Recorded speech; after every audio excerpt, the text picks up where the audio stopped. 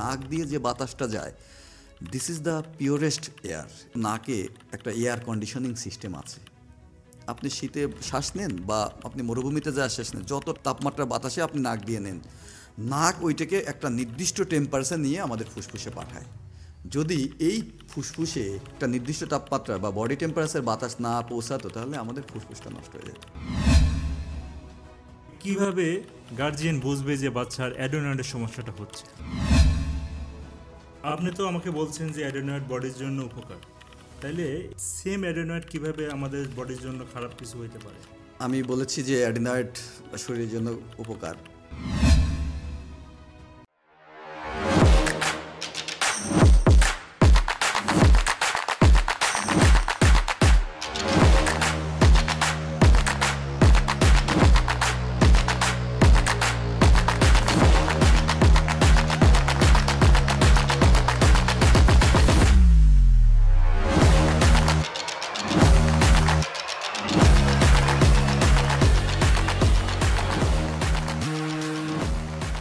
আমি ডক্টর মেহেদী হাসান আজকে স্টুডিওতে উপস্থিত আছি। আপনাদের একটি খুবই সাধারণ এবং কমন রোগ সম্বন্ধে বলবো, যার নাম হচ্ছে নাকের পিছনের মাংস বৃদ্ধি বা অ্যাডেনয়েডের সমস্যা। এই অ্যাডেনয়েডের সমস্যাটা কখন কিভাবে হয়, কিভাবে এটা বৃদ্ধি ঘটে, বা কখন গার্জিয়ান বুঝবেন বা বাবা মা বুঝবেন যে তার বাচ্চার অ্যাডেনয়েডের সমস্যাটা বাড়ছে, কখন ডক্টরের পরামর্শ নিতে হবে, এটার অপারেশন লাগবে কি লাগবে না, সেই বিষয়ে বিস্তারিত আলোচনা করার জন্য আমাদের স্টুডিওতে হাজির হয়েছেন একজন নাক কান গলা বিষয়ের বিশেষজ্ঞ চিকিৎসক এবং একজন গবেষক, যিনি কিনা বাংলাদেশের পিআরপি এবং পিআরএফ প্রয়োগের অন্যতম পায়োনিয়ার ডক্টর মোহাম্মদ হাসান আলী। আপনাকে স্টুডিওতে স্বাগতম। আপনাকেও অসংখ্য ধন্যবাদ আমাকে স্টুডিওতে আমন্ত্রণ জানানোর জন্য। ডক্টর হাসান, আমি আপনার কাছে শুরুতেই জানতে চাচ্ছি, নাকের পিছনের মাংস বৃদ্ধি বা অ্যাডেনয়েডস যে সমস্যাটা, এটা আসলে কি? অসংখ্য ধন্যবাদ। বাংলাদেশের বাচ্চারা, এমনকি মাঝে মাঝে বড়রাও একটা কমন সমস্যায় ভুগে থাকে, সেটা হচ্ছে নাকের পিছনে মাংস বাড়া বা অ্যাডিনয়েডের সমস্যা। এই অ্যাডিনয়েডটা আসলে কি? অ্যাডিনয়েড হচ্ছে আপনার আমাদের নাকের পিছন দিকে, একেবারে নাকের পিছন দিকে আমাদের আলজিহ্বার উপরে অবস্থিত এক ধরনের লিম্ফয়েড টিস্যু বা লসিকা গ্রন্থি, যেটা আমাদের রোগ প্রতিরোধ ক্ষমতার সাথে জড়িত। এই অ্যাডিনয়েডে বা নাকের পিছনের এই মাংসে নানা ধরনের সমস্যা হয়। যে গ্রন্থিটা আপনার শরীরে রোগ প্রতিরোধ ক্ষমতার সাথে জড়িত, সেটাই নানা ধরনের সমস্যা বা রোগ হয়ে থাকে। এই যে অ্যাডেনয়েডের কথাটা বললেন, এটা কি ধীরে ধীরে বড় হয় নাকি জন্মের আগে থেকেই অ্যাডেনয়েড নিয়ে বাচ্চা ডেভেলপ করে? আপনি খুব সুন্দর কোশ্চেন করেছেন। যদিও জন্মের আগেই থাকে, একটা বাচ্চা যখন মায়ের পেটের ভিতর বড় হতে থাকে, তখন 4 থেকে 6 সপ্তাহের ভিতর, যখন বাচ্চা পেটের ভিতর বড় হচ্ছে, 4 থেকে 6 সপ্তাহের ভিতরে অ্যাডিনয়েড তৈরিটা শুরু হয়। আচ্ছা, তার মানে একটা বাচ্চা যখন জন্মগ্রহণ করে তখনই তার অ্যাডিনয়েড থাকে। কিন্তু রোগের যে প্রকোপটা, এটি বেসিক্যালি 2 থেকে 7 বছর বা 2 থেকে 15 বছরের ভিতর এই সমস্যাটা বেশি তৈরি হয়। সবচাইতে বেশি তৈরি হয় 7 বছরের আশেপাশে, এই রোগটা তৈরি করে। কোন কোন কারণে এই অ্যাডেনয়েডের সমস্যাটা বেশি হতে পারে? দেখুন, এই রোগটা বাচ্চাদের বেশি হয়, তবে বড়দের যে হয় না তা নয়, বাচ্চাদের এই রোগটা বেশি হয়। এই রোগটা হওয়ার পিছনে অনেকগুলো কারণ আছে। আমরা যদি সবচাইতে প্রথম কারণ ধরি, যে নাকের পিছনের যে মাংসটা অ্যাডিনয়েড, এটা আমরা যেহেতু নাক দিয়ে কন্টিনিউয়াস আমাদের শ্বাস নিতে হয় এবং বেঁচে থাকতে হলে আমাদেরকে শ্বাস নিতেই হবে, আমাদের নাক দিয়ে মুখ দিয়ে বাতাস আমাদেরকে যেতেই হবে। পরিবেশে জানেন প্রচুর জীবাণু থাকে, রোগ জীবাণু থাকে, ভাইরাস থাকে, ব্যাকটেরিয়া থাকে। এই ভাইরাস এবং ব্যাকটেরিয়া আমাদের নাক দিয়ে ভিতরে যখন ঢুকে, তখন অ্যাডিনয়েডে ইনফেকশন করে। যখন বারবার রিপিটেডলি ইনফেকশন হতে থাকে, তখন সমস্যাগুলো তৈরি হয়, অ্যাডিনয়েড বড় হতে থাকে। অথবা যাদের অ্যালার্জির সমস্যা আছে, অ্যালার্জির কারণে এটা হতে পারে। যাদের ঘন ঘন ঠান্ডা লাগে বা ধুলাবালির ভিতর থাকে, তাদের অ্যাডিনয়েডটা বড় হতে পারে। এর বাইরেও আপনার অ্যাডিনয়েডে অন্য রোগ, অ্যাডিনয়েডে সিস্ট হতে পারে। অ্যাডিনয়েডে এমনকি অ্যাডিনয়েড যেহেতু এটা লিম্ফয়েড টিস্যু, এখানে বড়দের, বাচ্চাদের কম হয়, বাচ্চাদের যে হয় না তা না, আমরা পরবর্তীতে আলোচনা করব। এখানে ক্যান্সার পর্যন্ত হতে পারে। অ্যাডেনয়েড বডিতে কি কাজ করে বা শরীরের জন্য কি কাজ করে? দেখুন, অ্যাডিনয়েড আমাদের শরীরের জন্য খুবই গুরুত্বপূর্ণ একটা অর্গান, খুবই গুরুত্বপূর্ণ একটা গ্রন্থি, কেননা অ্যাডিনয়েড এটা আপনার নাকের পিছন দিকে আছে। আচ্ছা। হ্যাঁ, আপনি যদি নাকের পিছন চিন্তা করেন, তারপরে আপনি জানেন আমাদের গলার ভিতর জিহ্বার দুই পাশে টনসিল থাকে, তাহলে আমাদের উপরের দিকে আছে অ্যাডিনয়েড বা নাকের যে মাংসের কথা বলছি, এই মাংসটা উপরের দিকে আছে, দুই সাইডে আছে টনসিল, এবং পিছন দিকে হা করলে যদি আমরা পিছন দিকে দেখি ওইখানেও কিছু ফ্যারেঞ্জিয়াল টনসিল থাকে, মানে মুখ গহ্বরে টনসিল টনসিলার টিস্যু থাকে। এবং আমাদের জিহ্বার পিছন দিকে, জিহ্বা এখানে আমাদের জিহ্বা আছে, এই জিহ্বার এখানে, তার মানে পিছনে আছে এক ধরনের টনসিল, জিহ্বার পিছনে এক ধরনের টনসিল, দুই সাইডে আছে আপনার আমরা যে বড় বড় টনসিলের কথা বলি প্যালাটাইন টনসিল, উপরের দিকে আমরা যে নাকের পিছনে মাংসের কথা বলছি অ্যাডিনয়েড বলছি, এটার আরেক নাম ন্যাজোফ্যারেঞ্জিয়াল টনসিল। এই যে কয়েকটা অবস্থানের কথা বললাম, কয়েকটা অবস্থানে যে লিম্ফয়েড টিস্যু বা লসিকা গ্রন্থিগুলো আছে, এটা যদি আমি যোগ করি, এটা কিন্তু একটা সার্কেলের মতো, একটা গোলাকার সার্কেলের মতো। এটাকে মেডিকেলের ভাষায় বলে ওয়াল্ডেয়ার্স রিং বলে। এইটার কাজটা কি? জন্মের পর থেকে তাকে বেঁচে থাকতে হলে শ্বাস নিতে হয়, তখনই কিন্তু সে জীবাণু বা রোগ জীবাণু নিতে শুরু করে। এই যে রোগ জীবাণুগুলো নাক দিয়ে বা মুখ দিয়ে যাচ্ছে, এই ওয়াল্ডার্স রিং এই রোগ জীবাণুগুলোকে প্রথম কাজ, এটা ফার্স্ট লাইন অফ ডিফেন্স, এই রোগ জীবাণুগুলোকে ধরে মেরে ফেলে। এর বাইরেও অ্যাডিনয়েডের ভিতর এক ধরনের বি সেল থাকে, এটি এক ধরনের অ্যান্টিবডি তৈরি করে, বিভিন্ন ধরনের অ্যান্টিবডি তৈরি করে, IgA, IgG, IgM, এই ধরনের অ্যান্টিবডিগুলো তৈরি করে। এই অ্যান্টিবডিগুলোও কিন্তু জীবাণুকে ধ্বংস করতে পারে। সেই জন্য অ্যাডিনয়েড কিন্তু আপনার শরীরে রোগ প্রতিরোধ ক্ষমতার সাথেই জড়িত একটা অর্গান, বডির জন্য খুবই উপকারী এবং বডির জন্য খুবই উপকারী এবং প্রয়োজনীয়। আপনি তো আমাকে বলছেন যে অ্যাডিনয়েড বডির জন্য উপকার, তাইলে এই সেম অ্যাডিনয়েড কিভাবে আমাদের বডির জন্য খারাপ কিছু হইতে পারে? আপনি খুবই সুন্দর একটি কোশ্চেন করেছেন, যে আমি বলেছি যে অ্যাডিনয়েড শরীরের জন্য উপকার। দেখুন, আপনি যখন বডিতে যুদ্ধ করবেন, জীবাণুর বিরুদ্ধে যুদ্ধ করবেন, জীবাণুর বিরুদ্ধে যুদ্ধ করতে করতে করতে করতে আপনি যখন নিজেই আক্রান্ত হয়ে যাবেন, তখন আপনি কিন্তু প্রতিরোধের থেকে শরীরের জন্য ক্ষতি বেশি করবেন। ঠিক একই ঘটনা অ্যাডিনয়েডের ক্ষেত্রে ঘটে। যখন এরা জীবাণুর বিরুদ্ধে যুদ্ধ করতে করতে করতে করতে এটা আস্তে আস্তে বড় হতে থাকে, অথবা অ্যালার্জিক কারণে এটা বড় হতে থাকে, আমাদের আপনি জেনে থাকবেন যে নাকের পিছনে দুই পাশে দুইটা নালী থাকে বা দুইটা ছিদ্র থাকে, যেটাকে বলে অডিটরি টিউবের ওপেনিং। এই অডিটরি টিউবের ওপেনিংটা আপনার কানের সাথে আমাদের নাককে সংযোগ করেছে। যখন এই অ্যাডিনয়েডটা আস্তে আস্তে বড় হচ্ছে, বড় হয়ে ওই যে নাক আর কানের যে সংযোগ, এই সংযোগটা বন্ধ করে দিতে পারে। যখন নাক এবং কানের এই ছিদ্রটা বন্ধ হয়ে যাবে, অবস্ট্রাকশন ঘটবে, তখন কানের ভিতর ওএমই নামে এক ধরনের রোগ তৈরি হয়। কানের ভিতর আপনার আঠা বা পানি মতো সদৃশ এক ধরনের জিনিস জমে, যার জন্য বাচ্চারা কানে কম শুনতে পারে। অথবা আপনার যখন দেখেন এই অ্যাডিনয়েডটা বড় হচ্ছে, এটা কিন্তু একটা শ্বাসনালী নাকের পিছনে, এই দিক দিয়ে বাতাস যেতেই হবে আপনার। যখন এটা বড় হইতে হইতে শ্বাসনালীটা বন্ধ করে দেয়, তখন বাচ্চারা ঠিকমতো শ্বাস নিতে পারে না। দেখা যায় বাচ্চারা রাত্রে নাক দিয়ে শ্বাস নিতে পারছে না, হা করে শ্বাস নেয় কন্টিনিউ। শুধু রাত্রে নয়, সে দিনের বেলা হা করে শ্বাস নিচ্ছে, তার ঘন ঘন ঠান্ডা কাশি লেগেই থাকতেছে। কেননা যখন ওই মাংসটা বেড়ে নাকের ছিদ্রটা বন্ধ হয়ে গেছে, তখন আমাদের, আপনি জানেন, নাকের ভিতরে আমাদের প্রত্যেকটা মানুষেরই রেগুলার প্রত্যেক দিনই সর্দি বা সিক্রেশন তৈরি হচ্ছে। এই সিক্রেশনগুলো নাকের পিছন দিয়ে আমাদের পেটে চলে যাচ্ছে, আমরা টেরও পাচ্ছি না। কিন্তু যখন আপনার অ্যাডিনয়েডটা বড় হয়, নাকের ছিদ্রটা পিছন দিকে ছিদ্রটা বন্ধ করে দেয়, তখন এই যে সিক্রেশনগুলো, নাকের যে সর্দিগুলো তৈরি হয়, এটা কিন্তু পরিষ্কার হতে পারে না। তখন এইখানে নাকের চারপাশে আপনি জানেন যে কিছু ফাঁকা জায়গা থাকে, হাড়ের ভিতর, মাথার চারপাশে, মুখমণ্ডলের হাড়ের চারপাশে কিছু ফাঁকা জায়গা থাকে, যেগুলোকে সাইনাস বলে। এই সাইনাসগুলোতে এই সিক্রেশনগুলো জমা হয়, এখানে ইনফেকশন হয়, সাইনোসাইটিস নামে রোগ হয়। সবচাইতে ভয়ঙ্কর যেটা, পরোক্ষভাবে অ্যাডিনয়েড আমাদের সাইনোসাইটিসও করতেছে। হ্যাঁ, পরোক্ষভাবে আপনার সাইনোসাইটিসও করছে। আমি এটাকে পরোক্ষ বলবো না, কেননা এটা ডাইরেক্টই করছে, বড় হওয়ার জন্য ডাইরেক্ট ইফেক্ট কিন্তু এটা। এর বাইরে আপনার যখন অ্যাডিনয়েড একটা ভয়ঙ্কর সমস্যা তৈরি করে, সেটা হচ্ছে অ্যাডিনয়েড যখন আপনার আস্তে আস্তে বড় হচ্ছে, বন্ধ করে দিল, আপনার বাচ্চাদের কিন্তু ব্রেনের ক্রিটিক্যাল ডেভেলপমেন্টের জন্য অক্সিজেন প্রয়োজন। এবং অক্সিজেন, মানুষ হচ্ছে, বাচ্চারা বলেন, মানুষ বলেন হচ্ছে অবলিগেট নেজাল ব্রিদার, মানে তাকে নাক দিয়ে শ্বাস নিতেই হবে, এবং নাক দিয়ে যে বাতাসটা যায়, this is the purest air. এই বাতাসটাই পিওর এয়ার।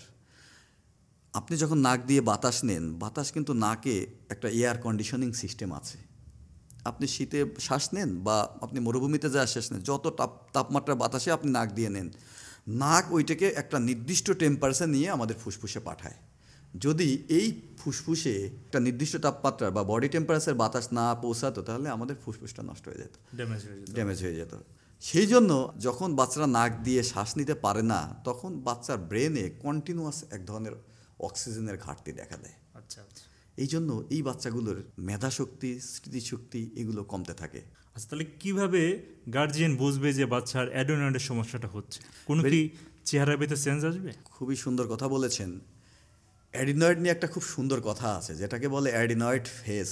মানে অ্যাডিনয়েড হলে বাচ্চার মুখের গঠনগত কিছু পরিবর্তন হয়।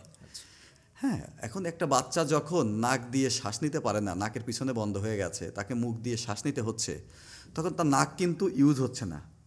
যখন নাক ইউজ হয় না, নাক কোনো ব্যবহার হচ্ছে না, তখন নাকের যে চারপাশে যে পেশিগুলো আছে, এই পেশিগুলো অটোমেটিক্যালি অ্যাট্রফি হয়, মানে এই পেশিগুলো আস্তে আস্তে সংকুচিত হয়ে যায়। আচ্ছা, যেমন দেখবেন যে আপনি যদি আপনার হাত ভেঙে যায় বা কারো হাত ভেঙে যায়, সে যদি প্লাস্টার করে, প্লাস্টার যেহেতু তার হাত নাড়াচাড়া করছে না, ব্যবহার হচ্ছে না, প্লাস্টার খোলার পরে দেখবেন হাতটা চিকুন হয়ে গেছে। আচ্ছা, মাসেল অ্যাট্রফি হয়। ঠিক তদ্রূপ নাকের চারপাশের মাসেলগুলো অ্যাট্রফি হয়, ফলে নাকটা দেখবেন শেপের পরিবর্তন হয়েছে।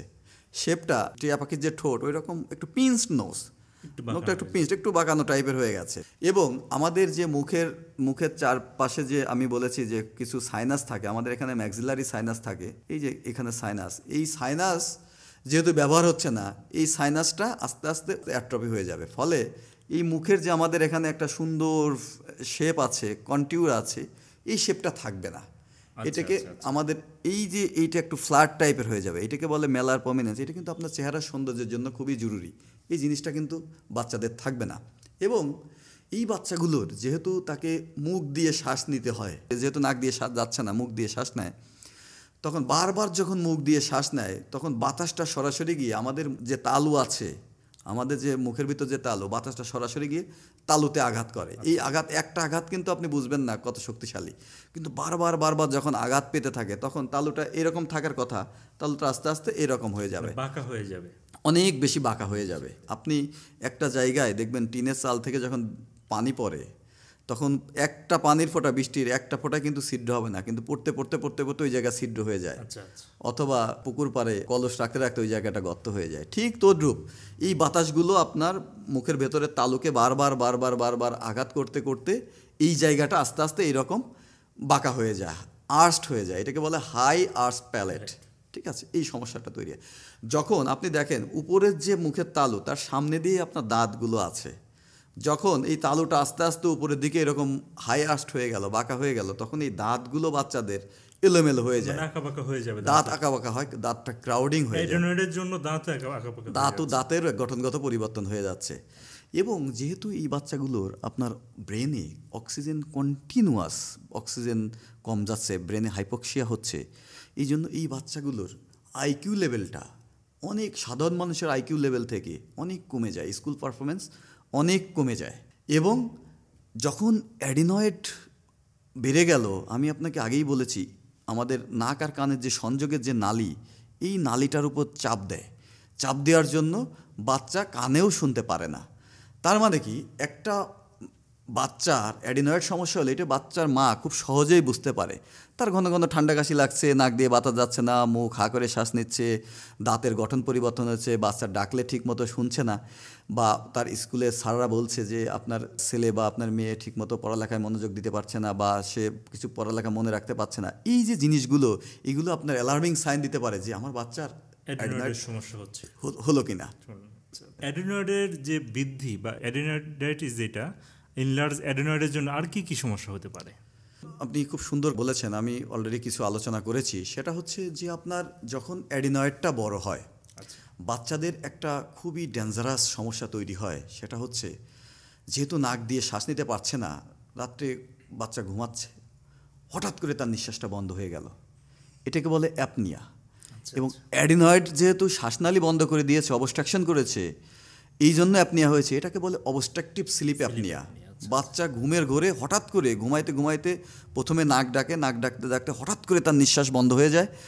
যেহেতু নিঃশ্বাস বন্ধ হলে মানুষ বাঁচবে না, আপনাকে শ্বাস নিতেই হবে, বাচ্চারা হঠাৎ করে ঘুম থেকে উঠে পড়ে একটা ভয়ঙ্কর পরিস্থিতি তৈরি হয়, তখন আবার মুখ দিয়ে জোরে জোরে শ্বাস নিয়ে স্বাভাবিক হয়ে যায়।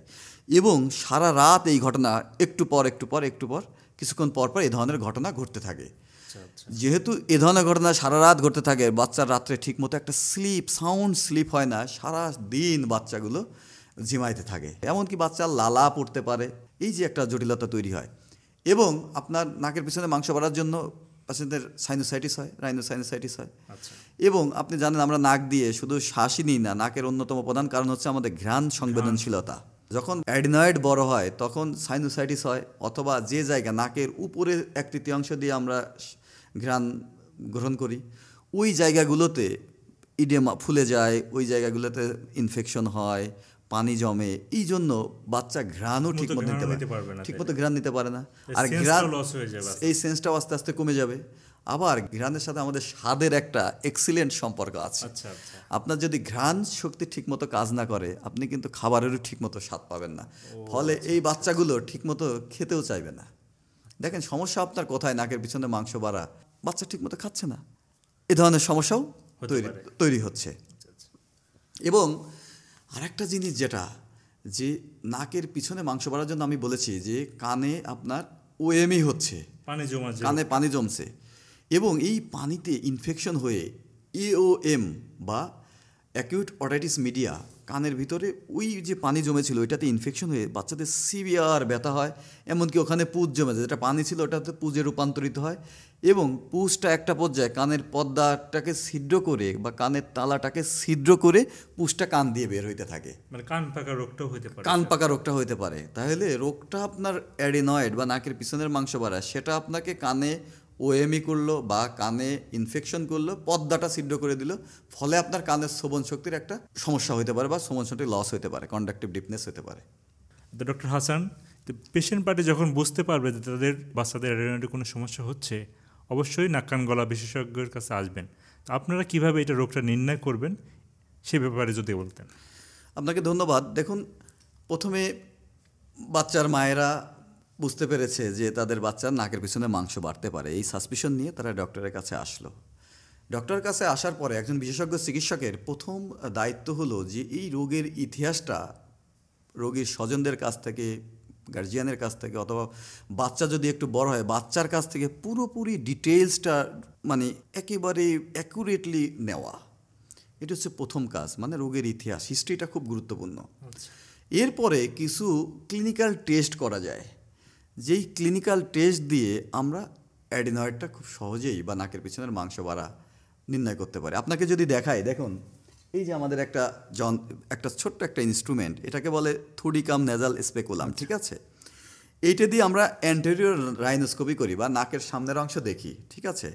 আমরা এটা নাকের সামনে ধরে আমরা হেডলাইট দিয়ে একদম পুরো নাকের ডিটেলস দেখতে পারি। যদি নাকটা আপনার স্পেশিয়াস হয় তাহলে আমরা একবারে নাকের পিছনের অংশ পর্যন্ত দেখতে পারি, দেখে আমরা একটা ধারণা নিতে পারি, ঠিক আছে? এরপরে দেখেন আমরা এই যে যেহেতু তার নাক দিয়ে শ্বাস যাচ্ছে না, একটা সাধারণ টেস্ট যে এটাকে টাং ডিপ্রেসার বলে, এটা খুবই কমন একটা ইনস্ট্রুমেন্ট যেটাকে টাং ডিপ্রেসার বলে। যেহেতু নাক দিয়ে বাতাস কম যাচ্ছে, আপনি যদি এইটা বাচ্চার নাকের এখানে ধরে শ্বাস ফেলতে বলেন, দেখেন আমি যখন শ্বাস ফেলি তখন এইখানে দুইটা কার্ভের মতো আমাদের নাক থেকে যে বাষ্পের মতো বের হয়, এইটা একটা ইমপ্রেশন এখানে পড়ে, দুইটা কার্ভের মতো তৈরি হয়। যদি তার বাচ্চার নাক দিয়ে শ্বাসই না বের হয় বা কম বের হয় তাহলে এই যে ইমপ্রেশনটা কম পড়বে অথবা একেবারেই পড়বে না। আচ্ছা, যদি দুই নাক সমানভাবে এফেক্ট করে, ইউজুয়ালি অ্যাডিনয়েডের সমস্যা যেহেতু নাকের পিছনে, দুই নাকের ছিদ্রের পিছনেই থাকে, দুই নাকেই সমানভাবে ইফেক্ট করে, তবে অনেক সময় এক নাক কম বেশি হতে পারে।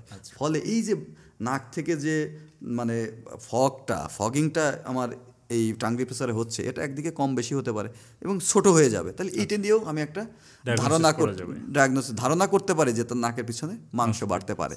দেখুন আরেকটা জিনিস, যে বাচ্চার যদি একটু কোঅপারেটিভ হয় বা বাচ্চা যদি একটু বড় হয়, তাহলে এই যে একটা জিনিস, একটা মিরর দেখছেন, এই মিররটা আমরা বাচ্চার জিহ্বাটা বের করে ঠিক আমরা হেডলাইট দিয়ে নাকের মুখের পিছনে, জিহ্বার পিছনে আমরা যদি এই ইনস্ট্রুমেন্টটা ধরি, তাহলে আমরা এর ভিতর, আয়নার ভিতর কিন্তু অ্যাডিনয়েডটা আমরা দেখতে পারবো যে অ্যাডিনয়েডটা কতটা বড় হয়েছে, আসলে বড় হয়েছে কিনা, অ্যাডিনয়েডের জন্য বাচ্চার সমস্যা হচ্ছে কিনা। এরপরে দেখেন আমরা এই যে একটা অটোস্কোপ, হ্যাঁ, এইটা একটা যন্ত্র। আমরা বলেছি যে অ্যাডিনয়েডের সমস্যার জন্য বাচ্চার আপনার কানেও সমস্যা হয়, কানে ওএমই হয়, কানের ভিতরে আঠা বা গ্লু জমে, পানি জমে বলেছি। আমি জাস্ট এই যন্ত্রটা দিয়ে বাচ্চার কানের ভিতর পরীক্ষা করে দেখতে পারি যে আসলে তার কানের ভিতর পানি জমেছে, তাহলে আমাদের সন্দেহ আরও শক্তিশালী হবে যে আমার নাকেও সমস্যা আছে, এর জন্য কানে পানি জমেছে। ঠিক আছে, এরপরে বাচ্চা যেহেতু কানে কম শোনে, এই অ্যাডিনয়েডের সমস্যার জন্য আমরা কানে কম শোনে খুবই সিম্পল একটা যন্ত্র, খুবই সিম্পল টিউনিং ফর্ক, এটা দিয়ে আমরা নির্ণয় করতে পারি যে আসলে তার কানের শ্রবণ শক্তি, এটা আমরা ভাইব্রেশন করে বাচ্চার কানের কাছে ধরতে পারি, কানের পিছনে ধরতে পারি, এবং এটা দিয়ে আমরা কপালে ধরতে পারি। ঠিক আছে, ধরে আমরা নির্ণয় করতে পারি আসলে তার এই যে টিউনিং ফর্ক দিয়ে আসলে তার শ্রবণ শক্তি ইম্পেয়ারমেন্ট হয়েছে কি না, অ্যাডিনয়েডের মাংস বাড়া তার কানকে এফেক্ট করেছে কি না, এটা কিন্তু আমরা এইটা দিয়ে খুব সহজেই বুঝতে পারি। ঠিক আছে, এরপরে সবচাইতে গুরুত্বপূর্ণ টেস্ট যেটা, এটা একটু বড় বাচ্চাদের ক্ষেত্রে এটা খুবই সহজ হয়, অথবা যদি বৃদ্ধ বয়সে, বৃদ্ধ না আমি বলবো সব বয়সেই অ্যাডিনয়েড হতে পারে, বাচ্চাদের কমন হয়। কেননা অ্যাডিনয়েড ইউজুয়ালি আপনার 2 বছর থেকে বাড়া শুরু করে, 7 বছরে সর্বোচ্চ লেভেলে পৌঁছায়, তারপর আস্তে আস্তে ছোটো হতে থাকে, 15 বছরের পরে এটা ইউজুয়ালি আর থাকে না। কিন্তু করোনা পরবর্তী সময়ে বা তার আগেও করোনা পরবর্তী সময়ে দেখা গিয়েছে যে আপনার অ্যাডিনয়েডের সমস্যা আপনার 15 বছরের পরেও হচ্ছে। এটা নিয়ে ইন্ডিয়ায় বিভিন্ন জার্নালে বিভিন্ন লিটারেচার আছে, গবেষণা হয়েছে কেন আপনার এটা বাড়ছে, শুধু ইন্ডিয়া না সারা পৃথিবীতে গবেষণা হয়েছে করোনার পরে কেন বেড়েছে, সেটা আলাদা টপিকস, আমরা অন্য একদিন আলোচনা করতে পারি। অ্যাডিনয়েড নির্ণয়ের সবচেয়ে গোল্ড স্ট্যান্ডার্ড টেস্ট যদি বলি, তাহলে আমরা এই যে এন্ডোস্কোপটা দেখতে পাচ্ছেন, রড দেখতে পাচ্ছেন, এই এন্ডোস্কোপিক ইভালুয়েশন, এটা হচ্ছে গোল্ড স্ট্যান্ডার্ড। আমরা এখানে একটা ক্যামেরা লাগাই এবং এইখানে আমরা একটা মনিটরে দেখতে পারবো ভিতরে কি আছে, এখানে একটা লাইট লাগাই আমরা বড় টিভি মনিটরে বা কম্পিউটারের মনিটরে আমরা সরাসরি নাকের ভিতর দিয়ে একদম অ্যাডিনয়েড দিলে আমাদের মনিটরে দেখা যায় যে একটা হিউজ মাংস বাড়া বা অ্যাডিনয়েড বৃদ্ধি পেয়েছে।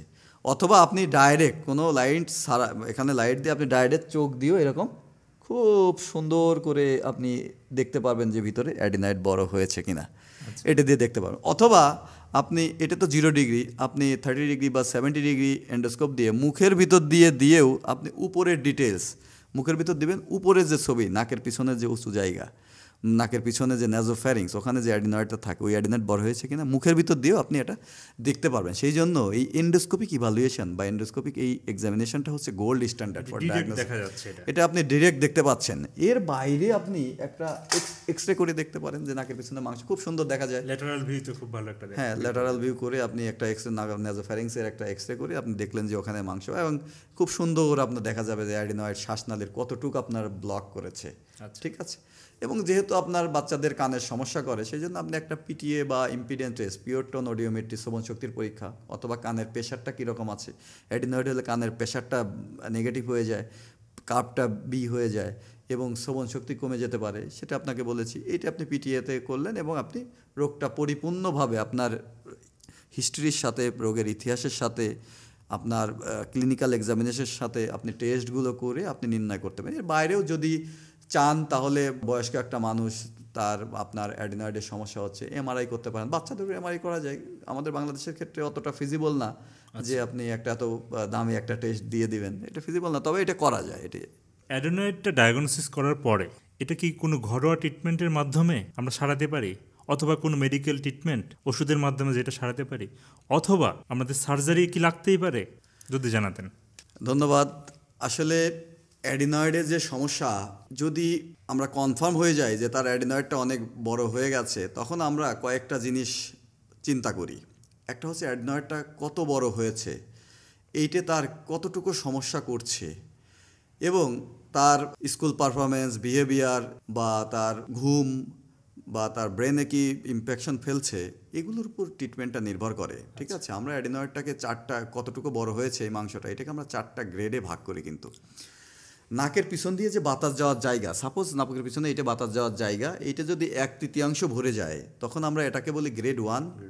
যদি 2/3 ভরে যায় গ্রেড 2 বলি। যদি 2/3 থেকে ফুলের একটু কম কিন্তু 2/3 থেকে বেশি, এটাকে গ্রেড 3 বলি। এবং যদি পরিপূর্ণ ব্লক হয়ে যায় তাহলে আমরা গ্রেড 4 বলি। ঠিক আছে, এই 4টা গ্রেডে আমরা এটাকে বিভক্ত করেছি।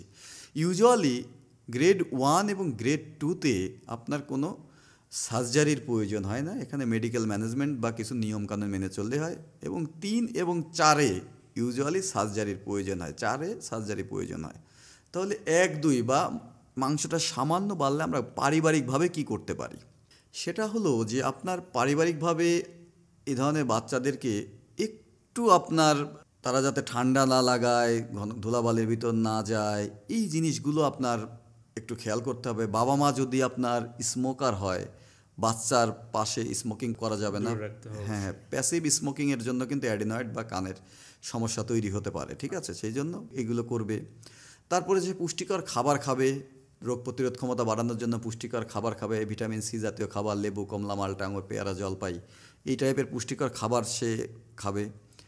এরপরে যে ফ্লু, ঠান্ডার ভিতর যেহেতু ঠান্ডায় অ্যাডিনয়েডের সমস্যা বেশি হয়, শীতকালে একটু অন্যান্য সিজন থেকে শীতকালে অ্যাডিনয়েডের সমস্যা বেশি হয়, এই জন্য যাতে ভাইরাস বা ইনফেক্টিভ ব্যাপারগুলো না আসে, কুয়াশার ভিতর বাচ্চা বের হবে না, স্কুলে যাওয়ার সময় শীতকালে যখন বাচ্চারা স্কুলে যায় মায়েরা খুব সুন্দরভাবে খেয়াল রাখবে যে তার যেন নাক কান এগুলো ঢাকা থাকে, মানে ঠান্ডায় যাতে সে আক্রান্ত না হয়ে যায়, ফ্লুগুলো যাতে তাকে আক্রান্ত না করে। সতর্কতার মাধ্যমে আমরা এই ট্রিটমেন্টটা করতে পারি। আর দ্বিতীয়ত আমরা কিছু মেডিকেল ম্যানেজমেন্ট করতে পারি, মানে ওষুধের মাধ্যমে কিছু ট্রিটমেন্ট করতে পারি।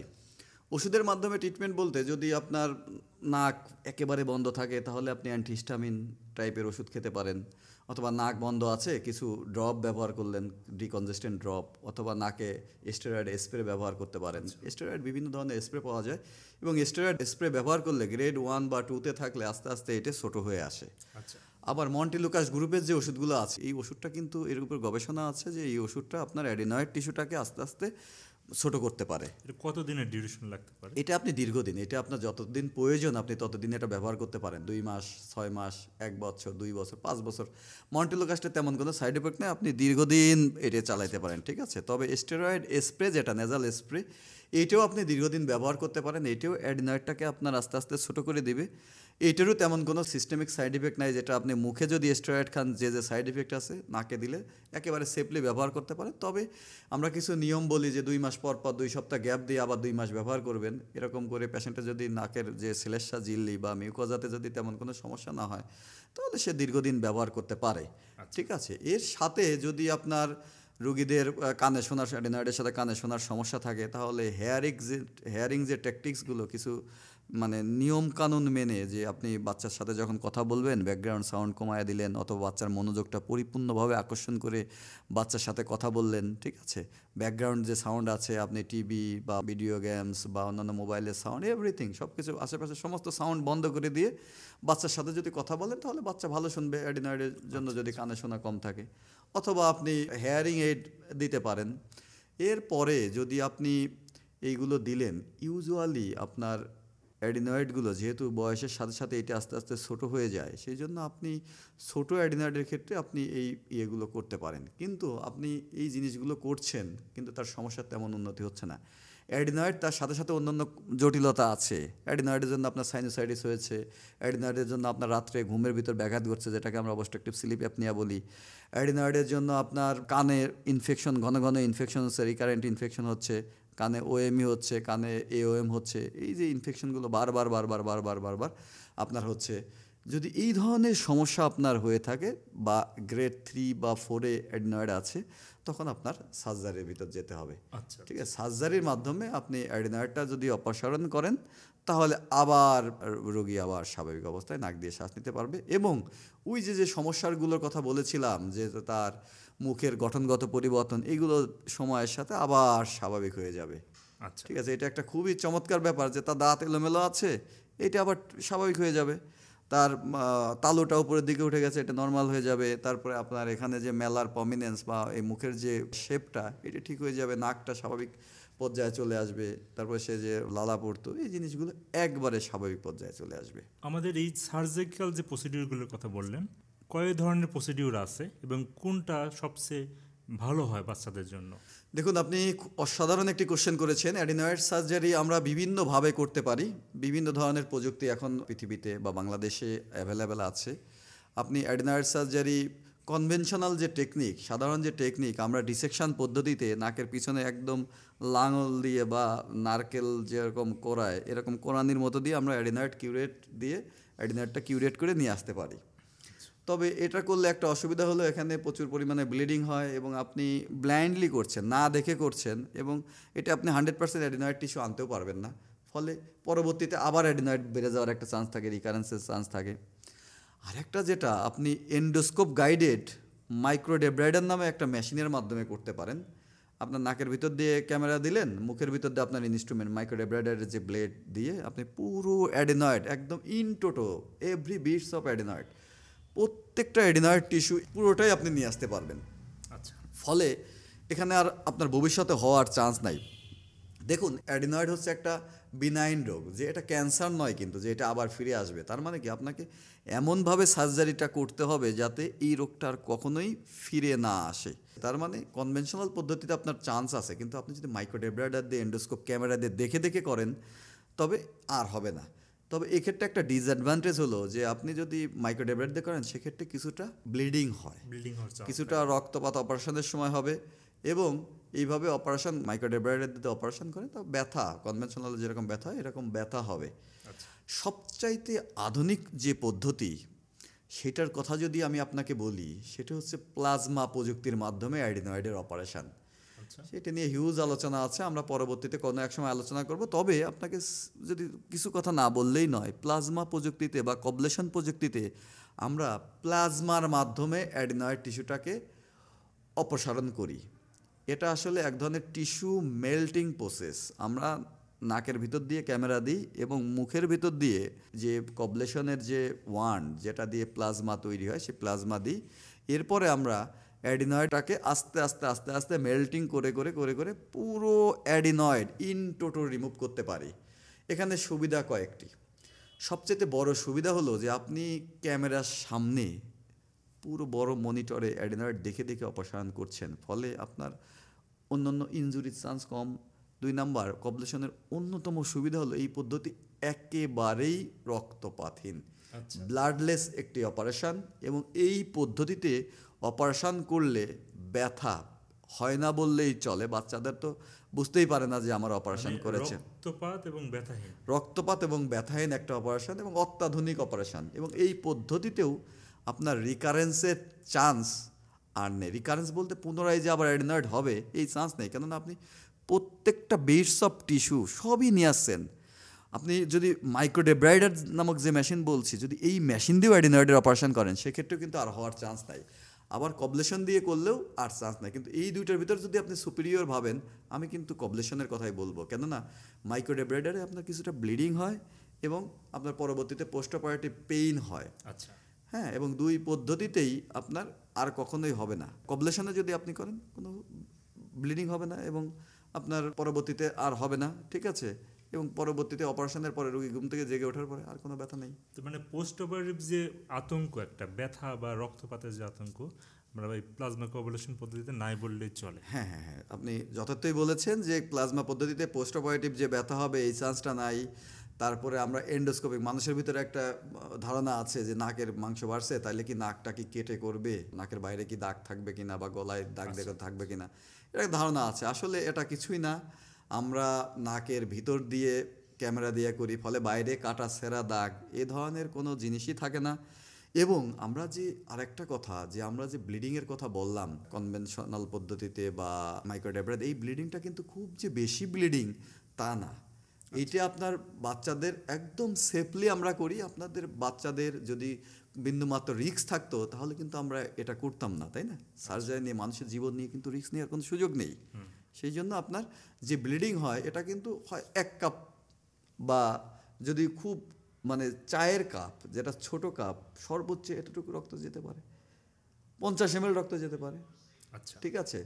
আর কবলেশন দিয়ে করলে একটু ব্লিডিং হবে না। এই অ্যাডেনয়েড অপারেশনে কোনো জটিলতা হতে পারে? দেখুন, পৃথিবীর কোনো সার্জারি আপনার জটিলতাহীন নয়, তবে এই জটিলতা যেগুলো আছে এগুলো খুবই এক্সপার্ট হ্যান্ড দিয়ে যদি আপনারা অপারেশন করান তাহলে এই জটিলতাগুলো একেবারেই কম। কিছু জটিলতা আছে, আপনাকে যেহেতু পরিপূর্ণ অজ্ঞান করে ঘুম পাড়া নিয়ে বাচ্চাকে অপারেশন করতে হবে, তাহলে অজ্ঞানজনিত কিছু জটিলতা হতে পারে। তারপর আমরা অ্যাডিনয়েড পর্যন্ত পৌঁছাতে হলে আমরা মুখের ভিতর কিছু যন্ত্রপাতি আমাদেরকে সেট করতে হয়। এই যন্ত্রপাতি সেট করার জন্য আপনার দাঁতের বা মুখের জিহ্বা, আলজিহ্বা এই সমস্ত জায়গায় কিছু ইনএক্সপিরিয়েন্সড হ্যান্ড দিয়ে যদি করেন, আমি আবারও বলছি ইনএক্সপিরিয়েন্সড হ্যান্ড, আপনি যদি একজন দক্ষ সার্জন দিয়ে করান, আপনার অ্যানাস্থেটিস্ট যদি দক্ষ হয়, তাহলে কিন্তু এই চান্সগুলো নেই বললেই চলে। তো এইগুলো ইনজুরি হতে পারে। এরপরে আপনার অ্যাডিনয়েড সার্জারির পরে আমি বলেছি যে অপারেশনের সময় কিছুটা ব্লিডিং হতে পারে, অপারেশনের পরে ব্লিডিং হতে পারে, অপারেশনের জায়গায় ইনফেকশন হতে পারে, এমনকি আপনার যেখানে অপারেশন করেছেন ওই জায়গাতে আপনার রক্ত জমা থাকতে পারে। এটাকে একটা স্পেশাল নাম বলে যে করোনার্স ক্লট, যে ওইখানে একটা রক্ত দলা জমাট বেঁধে আছে, যেটা পরবর্তীতে বাচ্চা অপারেশন করেছেন, বাচ্চা শ্বাস নিতে পারছে না। আসলে কিন্তু অ্যাডিনয়েড আপনি পুরোপুরি নিয়েছেন, তার মানে ওই ক্লটটা ওখানে জমা থাকতে পারে। তাহলে ওই ক্লটটা সরাই দিলে, মানে ওই রক্ত জমাট বাঁধাটা সরাই দিলে আবার শ্বাস নিতে পারবে। এই যে একটা কিন্তু সাময়িক কমপ্লিকেশান। এর বাইরে আপনার পেশেন্টের আরও কিছু সমস্যা হয়, যেমন পেশেন্টের যে ঘাড়ের যে এই হাড় ইনজুরি হতে পারে, গ্রাইসেল সিনড্রোম বলে, এগুলো খুবই রেয়ার ঘটনা। তারপরে আমাদের অ্যাডিনয়েড অনেক বড় হয়েছে, আপনি ব্লাইন্ডলি অপারেশন করেছেন, সেক্ষেত্রে আপনার ভেলোফ্যারেঞ্জিয়াল একটা ইনসাফিসিয়েন্সি হয়। বাচ্চারা অপারেশনের পরে দেখা যায় যে পানি খাইতে গেলে খাবারটা নাক দিয়ে আছে, তো এটা কিন্তু পার্মানেন্ট না, কিছুদিন পরে এটা অটোমেটিক মাসেলগুলো যখন স্ট্রেনডেন হয়, মাসেলগুলো যখন শক্তিশালী হয়ে যায়। এইটা কি প্লাজমা কোগুলেশন পদ্ধতি করলে কোনো চান্স আছে? না না না, আপনি যখন মাইক্রোডেব্রাইডারে করছেন অথবা প্লাজমা পদ্ধতি করছেন, এই চান্স নেই বললেই চলে। কারণ কি, আপনি তো মাসেল কোনো ইনজুরি করছেন না, অ্যাডিনয়েডটা মাসেল বা পেশির উপরে থাকে, আপনি পুরো পেশিটা নিয়ে আসছেন। ব্লাইন্ড প্রসিডিউরে এই সমস্যা, ব্লাইন্ড প্রসিডিউরে এটা হয়। আপনার দেখা গেছে যে অ্যাডিনয়েড অপারেশনের পরে রিগ্রোথ হতে পারে, তবে আপনি যদি, আমি বলেছি মাইক্রোডেব্রাইডারে যদি করেন বা আপনি যদি কবলেশনের পদ্ধতি করেন, তাহলে এটা রিগ্রোথের চান্স নাই। গবেষণায় দেখা গেছে যে এই অপারেশন করার পরে, আপনার অ্যাডিনয়েড অপারেশন করার পরে 1.6% ক্ষেত্রে আবার পুনরায় অপারেশন লেগেছে। তবে আমার পার্সোনাল এক্সপিরিয়েন্স বলে, আমি অনেক অপারেশন করতে গিয়ে দেখেছি যে তারা কনভেনশনাল পদ্ধতিতে, ডিসেকশন পদ্ধতিতে করেছে এবং আমার কাছে এসেছে পরে দেখেছি যে 70% টিস্যু থেকে গিয়েছে। আসলে এটা হয়, আপনি একই সেটিংয়ে যদি কনভেনশনাল পদ্ধতিতে করার পরে ক্যামেরা দিয়ে দেখেন, দেখবেন যে আপনি 70% টিস্যু রেখে দিয়েছেন, তাহলে ওই 70% টিস্যু কিন্তু আবার বড় হয়ে আবার রিকারেন্স করতে পারে। আমি এটা করে দেখেছি যে প্রথমে কনভেনশনালি করলাম, তারপরে আমি ক্যামেরা দিয়ে আধুনিক সিস্টেমে করলাম। যখন আধুনিক সিস্টেমে করতে গিয়ে আমি তো পুরো অবাক হয়ে যাই, মানে আপনার ইয়েটাই চেঞ্জ হয়ে যাবে, ভীষণটাই চেঞ্জ হয়ে যাবে যে হোয়াট উই আর ডুইং, যে আমরা আগে কি করতাম। সেই জন্য আমি পার্সোনালি রিকমেন্ড করি যে এন্ডোস্কোপিক দিয়ে, ক্যামেরা দিয়ে দেখে মাইক্রোডেব্রাইড দিয়ে করেন বা কবলেশন দিয়ে করেন, এই প্রযুক্তিগুলো চুজ করা উচিত। আমরা একেবারেই এই অনুষ্ঠানের শেষ পর্যায়ে চলে এসেছি। তো আমি এখন ডক্টর হাসানের কাছে জানতে চাচ্ছি যে এই অ্যাডিনয়েডের যে সমস্যাটা, তা সম্পর্কে আপনি যদি পেশেন্টদের গার্জিয়ানদেরকে একটু সচেতনতামূলক কিছু কথা বলতেন, যাতে তারা বুঝতে পারে কখন ডাক্তারের কাছে যেতে হবে বা কী করলে এই অ্যাডিনয়েডের সমস্যাটা বাড়বে না, সাজেশনটা চাচ্ছি। আমার সম্মানিত দর্শক মণ্ডলী এবং বাচ্চাদের পিতামাতাকে বলবো যে অ্যাডিনয়েডকে বা নাকের পিছনের মাংস বাড়াকে ভয় নয়, ভয়কে করুন জয়। এটা সচেতনতার মাধ্যমে এটাকে জয় করা যায়। সব অ্যাডিনয়েডেই যে অপারেশন লাগে তা নয়, কিছু পারিবারিক চিকিৎসা আছে, সেটা আপনারা গ্রহণ করতে পারেন। বিশেষজ্ঞ চিকিৎসকের পরামর্শ মতে আপনারা ওষুধের মাধ্যমে চেষ্টা করতে পারেন। একদম লাস্ট রিসোর্ট যখন আপনার প্রয়োজন হয় তখন সার্জারি করতে পারেন। এবং অ্যাডিনয়েড সার্জারি নিয়ে আমি আবারও বলছি, ভয়ের কোনো কারণ নেই। আপনার অ্যানাস্থেটিস্ট বা অবেদনবিদ যিনি আপনার বাচ্চাকে অজ্ঞান করবেন, তিনি যদি এক্সপার্ট হয়, আপনার সার্জন যদি এক্সপার্ট হয়, তাহলে অ্যাডিনয়েড সার্জারি খুবই সেফ। আপনারা খুব সহজেই এবং নিশ্চিন্ত মনে সার্জারির ডিসিশন নিতে পারেন। অসংখ্য ধন্যবাদ। ধন্যবাদ।